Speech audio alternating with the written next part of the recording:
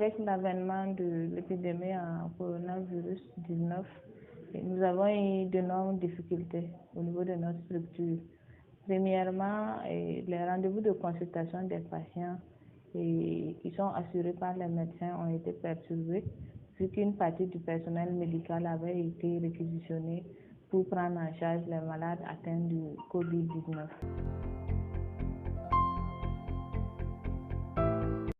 Pour avoir des bouts de la séance, parce que premier rendez-vous à l'hôpital de jour là, voilà. Alors que consultation est tout ticket tout bon. Donc rendez-vous bien reporté à chaque fois reporté bon. Alors la mère on a suspendu à tout ticket là sur la quête tout bon. Ça fait une commande là non c'est ça sur consultation que. Donc, ce qui a vraiment impacté négativement sur le suivi de nos malades ici. D'autres ont eu le temps de faire certaines complications, de développer certaines maladies sans être vus par un médecin. Également, au niveau de la prise en charge biologique, des examens biologiques, il y a eu des examens qu'on n'a pas pu faire, notamment la charge virale, qui est le marqueur le plus pertinent pour juger de la réussite du traitement ARV. Donc il y a certains patients, la majorité même des patients, qui ont fait plus d'une année sans avoir une charge virale, alors que le suivi doit être basé sur cette charge virale-là.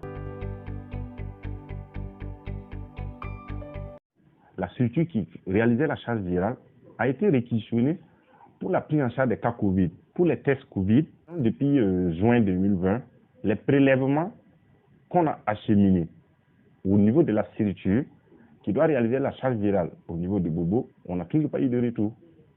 Et si on cherche à comprendre, bon, il y a des facteurs justificatifs, des argumentaires qui viennent, mais l'essentiel, nous, on n'a pas eu de retour des résultats des prélèvements qu'on a acheminés. Depuis janvier 2020 jusqu'à aujourd'hui, ça dépasse 1000.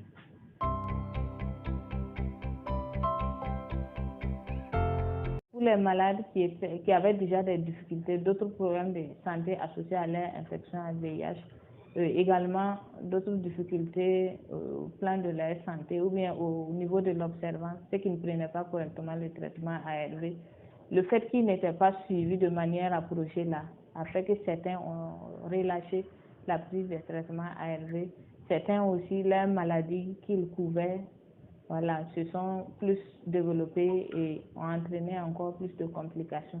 Il y en a même qui sont décédés au cours de cette période-là, faute de suivi. Et on sait qu'il y a eu beaucoup de pertes de vue. Les gens, quand ils sont venus 2-3 fois, ils n'ont pas eu de consultation, ils ont décidé de ne plus revenir.